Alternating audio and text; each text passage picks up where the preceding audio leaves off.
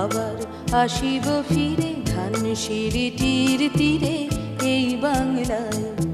হয়তো মানুষ নয়, হয়তো শঙ্খ চিল শালিখের বেশে, আবার আসিব ফিরে ধানসিঁড়িটির তীরে এই বাংলায়।